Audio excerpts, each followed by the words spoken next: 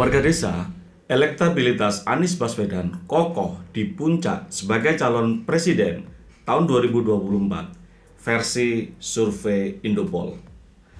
Mantan Gubernur DKI Jakarta, Anies Baswedan, memiliki tingkat keterpilihan atau elektabilitas tertinggi sebagai calon presiden di Pilpres tahun 2024. Hal ini merupakan hasil temuan yang dilakukan Indopol Survei dan Consulting pada bulan November 2022 kemarin. Hasil ini merupakan temuan survei dengan menggunakan metode pertanyaan semi terbuka kepada 10 nama yang diajukan kepada responden. Ketika publik ditanya, pemilihan presiden dilaksanakan hari ini, maka pilihan teratas berada di Anies Baswedan sebesar 30,33%. Di peringkat selanjutnya ditempati oleh Ganjar Pranowo.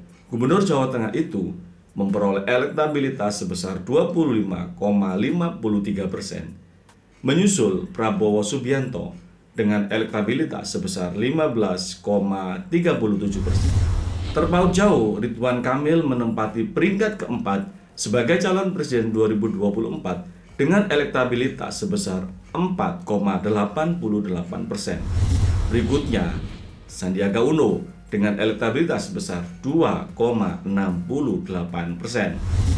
Sementara itu, mantan Panglima TNI Jenderal TNI Andika Perkasa berada di peringkat ke-6 dengan elektabilitas 1,71%, disusul dengan Agus Harimurti Yudhoyono atau AHY sebesar 1,54%. Berikutnya Muhaimin Iskandar 1,30%.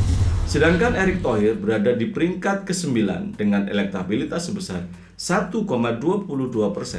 Sementara Puan Maharani di peringkat terbawah dengan elektabilitas sebesar 0,98%.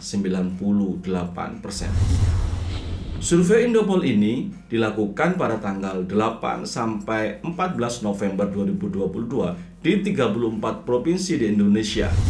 Adapun margin of error yang ditetapkan dalam survei ini sebesar 2,85% dengan tingkat kepercayaan sebesar 95%. Warga desa, hasil survei tentu akan berbeda-beda. Dan kali ini kita disajikan data dari Indopol. Dan yang mengejutkan bahwa Anies Baswedan menyondok di posisi yang teratas. Dalam survei tersebut, Anies Baswedan mengungguli Ganjar Pranowo dan Prabowo. Karena di survei-survei yang lain, posisi Ganjar senantiasa berada di urutan pertama, disusul dengan Prabowo, baru kemudian Anies Baswedan.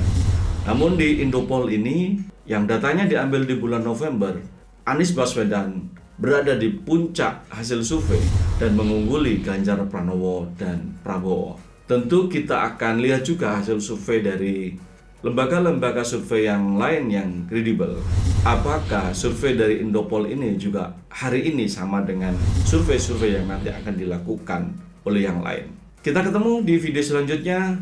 Salam Desa Maju.